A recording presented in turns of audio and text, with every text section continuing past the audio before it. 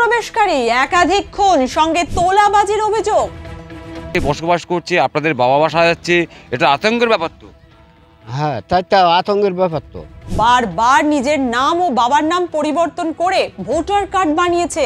এই ঝন্টু মণ্ডলটাকে, ঝন্টু মণ্ডলকে তা কি করি বলবো। কুখ্যাত হয়ে ভারতে প্রবেশ করেই সরকারি নথি হাসিল করলো কি করে?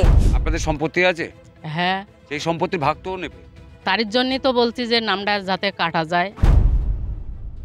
অনুপ্রবেশকারী একাধিক খুন, সঙ্গে তোলাবাজির অভিযোগ।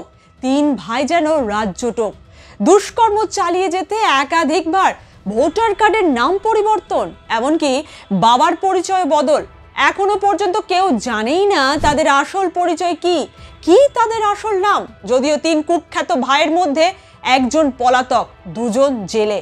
ভাবুন একবার, কুখ্যাত হয়ে ভারতে প্রবেশ করেই সরকারি নথি হাসিল করলো কি করে?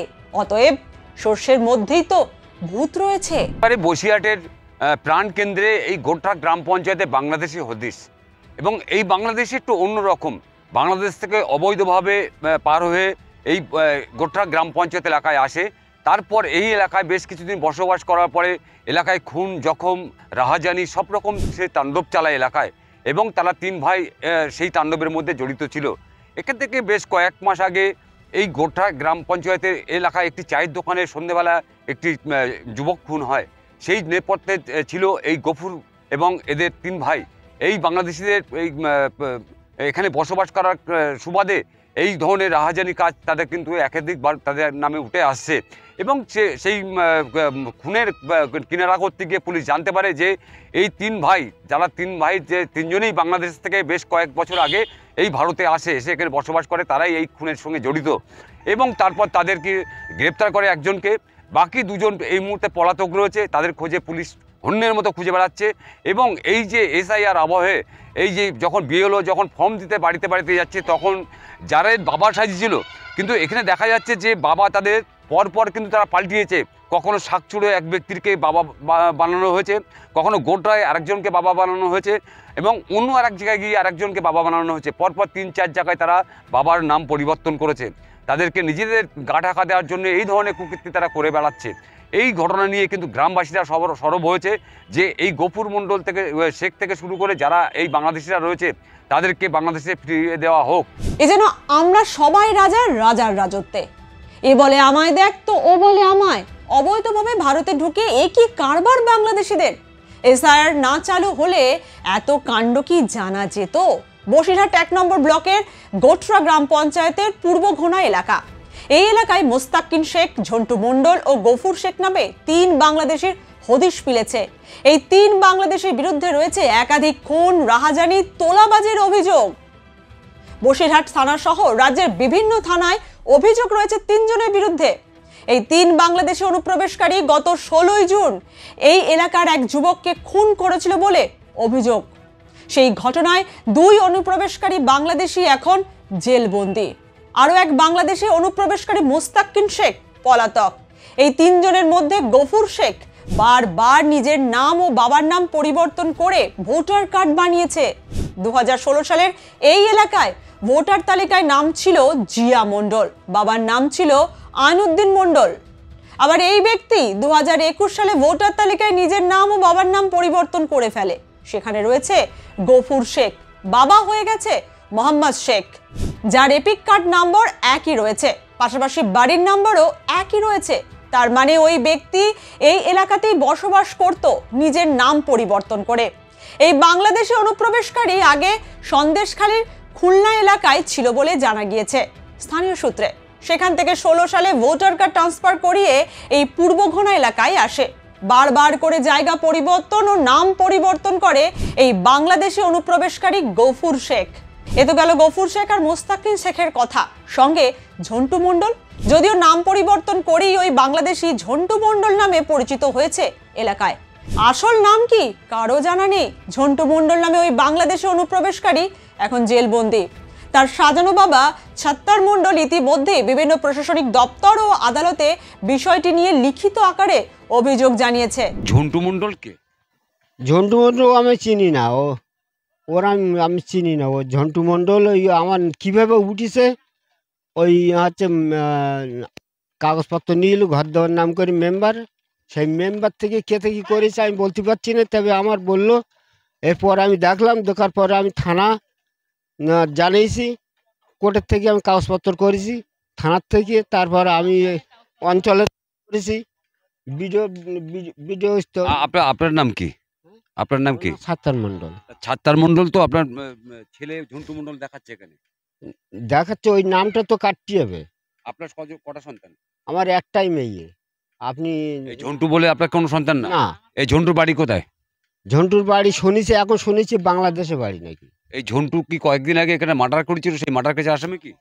হ্যাঁ শুনছি ও মার্ডার করেছে। সেই মার্ডার কেসে আসামি এখন জেলে রয়েছে শুনলাম। তা এই বাংলাদেশ থেকে এই গ্রামে এসে বসবাস করছে, আপনাদের বাবা মা সাজাচ্ছে, এটা আতঙ্কের ব্যাপার তো। হ্যাঁ, তাই তো আতঙ্কের ব্যাপার তো। এরপর তো আপনার সম্পত্তির ভাগ তো চাইবে। হ্যাঁ, ভাগ চাইবে। তাই কি তো চাইছেন আপনি? আমি তো আমার ওই কাঠ কেটে দিতে হবে, তাই আমি তো বলছি আপনি বারবার। কি অভিযোগ করেছেন? হ্যাঁ, আমি থানায় অভিযোগ করেছি, ফাঁড়িতেই করেছি, আমার অঞ্চলে করেছি। সন্তান আমার একটাই মেয়ে। তাহলে এই ঝন্টু মণ্ডল তো আপনার সন্তান হিসেবে আসছে এখানে, এই দেখা যাচ্ছে। আসে কেটে দিতে হবে, ও তো ভুল করে যদি এসে যায় আমার ফ্যামিলি, তাহলে কাটতে হবে। কাটা এই ঝন্টু মণ্ডলটা কে? ঝন্টু মণ্ডল কে তা কি করি বাড়ি বলবো। কোথায় ছিল? আগে ছিল বাংলাদেশে, এখন শুনতে যে এইদিকে এসে থাকে। তা এই দেশে থাকে, আপনাদের কেন বাবা মা সাজালো? ওই যাই তো প্রবলেম, কেন সাজাইলো কিভাবে করলো আমরা তো নিজেরাই বলতে পারিনি। আমরা তো লেখাপড়াতে এক পয়সা জানি না, আমরা যে কোনো জায়গায় টিপ ছাড়া দিতেও পারিনি। আপনাদের সম্পত্তি আছে, হ্যাঁ, সেই সম্পত্তির ভাগ তো নেবে। তার জন্যই তো বলছি যে নামটা যাতে কাটা যায়। আমরা সব জায়গায় জমা দিছি, এখানেও বলছি। এই ঝন্টু মণ্ডল কি কয়েকদিন আগে একটা এইখানকার এক বাসিন্দাকে খুন করে কি সে জেলে রয়েছে এখন বর্তমান? হ্যাঁ, শুনছি জেলে আছে। তাহলে কতটা স্পর্ধা যে বাংলাদেশ থেকে এসে ভারতে ঢুকে ভারতের বাবা মা সাজিয়ে ভারতের মানুষের উপর আক্রমণ করছে, এটা কি আপনারা মেনে নিচ্ছেন? না, এই সমস্ত অনুপ্রবেশকারীদের নাম ভোটার তালিকা থেকে অবিলম্বে বাদ দেওয়া হোক এবং এদের বিরুদ্ধে কঠোরতম ব্যবস্থা নিক প্রশাসন, এমনটাই দাবি করেছেন স্থানীয়রা। আনার হোসেন গাজী মার্ডার করেছে, তার সঙ্গে ষড়যন্ত্রই এই গফুর গাজী এরাই মার্ডার করেছে। আপনারা কি চাইছেন? আমরা চাচ্ছি ওদের রীতিমূলক শাস্তি হোক, বাংলাদেশি যাক। রাজনৈতিক নেতারাও একে অপরের কোর্টে বল ঠেলতেই ব্যস্ত। সিবিআইএম থেকে জনপ্রতিনিধি। আচ্ছা, এই যে একটা অভিযোগ উঠছে যে মোস্তাকিন, গফুর এবং আরও তারা দুই ভাই, এই চার ভাই বাংলাদেশ থেকে এসে এখানে বসবাস করছে এবং এখানকার মানুষের বাবা সাজিয়ে, অবৈধভাবে বাবা সাজিয়ে এইখানে আধার কার্ড, আই কার্ড সব কিছু তৈরি করে নিয়েছে। এমনকি তারা খুন করেও এখানে বহাল তবিয়তে ঘুরে বেড়াচ্ছে, একজন জেলে রয়েছে। এই ব্যাপারটা আপনি জানেন? হ্যাঁ জানি। গপুর শেখ, ঝন্টু মণ্ডল, মোস্তাকিন শেখ, তিন ভাই। এদের বাবা হলো চারজনের নাম আছে, বাবার জায়গায় চারজনের নাম আছে। প্রথমজন 2009 সালে ভোটার হয়, আইনউদ্দিন মণ্ডল বাবার নাম ছিল। দ্বিতীয় জনের নাম মোস্তাকিন শেখ, বাবার নাম আবুহাস শেখ। তৃতীয় জনের নাম ঝন্টু মণ্ডল, বাপের নাম সাত্তার মণ্ডল, একই মায়ের পেটের ভাই, কিন্তু বাবা আলাদা আলাদা ব্যক্তি। এরা মাস 6 আগে এরা খুনের সাথে জড়িত। এরা প্রকাশ্য, তার সাক্ষী সব আছে, জাজমেন্টের কাছে আছে, এরা জেল কাস্টডিতেই আছে। এমতো অবস্থায় আমাদের যে বিএলও সাহেব ছিল, বিএলওর ম্যাম ছিল, ম্যামকে বলা হয়েছিল, ম্যাম এরা কি ফর্ম কী হবে, ম্যাম বলেছিল ফর্মটা আর দেবো না। কোনো লোকের হুইপ জারিতে বিএলও ম্যাম ফর্ম দিয়ে দেয়, আমাকে না জানিয়েই ফর্মটা দেয় এবং বললো সাবমিট করাবো না। হঠাৎ 2 দিন আগে জানতে পারলাম ওদের ফর্ম সাবমিট হয়েছে। বিএলও ম্যাম আমার বলেইও নি। বিএলও ম্যাম নিজেই নভেম্বরের 12 তারিখে নিজে হাতে খবর খুঁড়ে দিয়ে এসছে, এদের বাদ দিয়ে এসে পঞ্চায়েত হবে সই করে, কারণ এখানে তো মেম্বারের সইয়ের ব্যাপার না, এখানে সই তো বিএলওর সই। বিএলওর ওদের বাদ দিয়ে এসছে, যে এরা এখানকার বাসিন্দা না। যেখানে গোটা পঞ্চায়েত বলছে আমাদের পঞ্চায়েতের লোক না এরা, সেখানে বিএলও ম্যাম সই করে আসলো আমাদের বুথের লোক না, ওর এই যে সংসদ, এই সংসদের লোক না, আবার পুনরায় তার সাবমিট করলো না।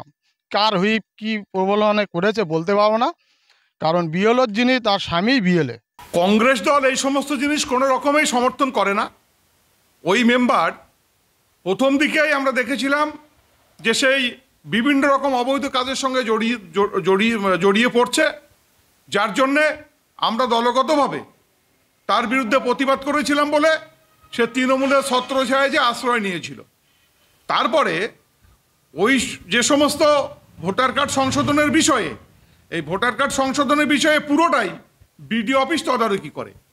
যে সময়ে ঘটনাটা ঘটেছে সেই সময়ে বিডিও অফিসটা পরিচালনা করে গেছে তৃণমূল, এবং এই তৃণমূলের জামানাতেই বিডিও অফিসের সহযোগিতায় এই সমস্ত কাজগুলো সম্ভব। যে ধরা পড়েছে সে যখন ওখানে ভোটার লিস্টে নাম তোলে তখন ওই পঞ্চায়েতের ওই বুথের দায়িত্বে ছিল কংগ্রেস মেম্বার। তা কংগ্রেস মেম্বারের সহযোগিতায় সে ভোটার লিস্টে নাম তুলেছে। এর সঙ্গে তৃণমূল কেন জড়িত থাকবে? তৃণমূল ওই পঞ্চায়েতে তো দায়িত্বেই ছিল না। তৃণমূলের দায়িত্ব এই বর্তমানে এসআইআরে প্রতিটা নাগরিক যাতে সঠিকভাবে ভোটার লিস্টে নাম তুলতে পারে, তার ফর্ম ফিল আপ থেকে শুরু করে তাকে সমস্ত রকম সহযোগিতা করা, তৃণমূল সেই দায়িত্ব পালন করছে। শুনেছি মাস 6 আগে গোটরা গ্রাম পঞ্চায়েতে যে মার্ডার হয়েছিল সেই মার্ডারের 3 জনের মধ্যে 2 জন আসামি ধরা পড়েছে, এবং এদের পরিচয় এই এসআইআর আবহে যখন প্রকাশ পাচ্ছে দেখা যাচ্ছে 3 জনই এরা বাংলাদেশি। এর মধ্যে একজন তো আবার বারবার সে পরিচয় পাল্টিয়ে এখানে বিভিন্ন জনকে পিতা বানিয়ে তার ভোটার লিস্টে নাম তুলেছে। তো এই সমস্ত বাংলাদেশি কুখ্যাত অপরাধী, জঙ্গি, এদেরকে তৃণমূল সরকার আশ্রয় দিচ্ছে এবং এদেরকে পরিচয়পত্র তৈরি করিয়ে দিয়ে ভোটার লিস্টে নাম তুলাচ্ছে। এই এলাকার বিএলও রেহেনা বিবির ওপরে উঠেছে অভিযোগের আঙুল। অভিযোগ, তিনি জেনেও এই জেল খাটা আসামিদের নাম তালিকায় রেখেছেন।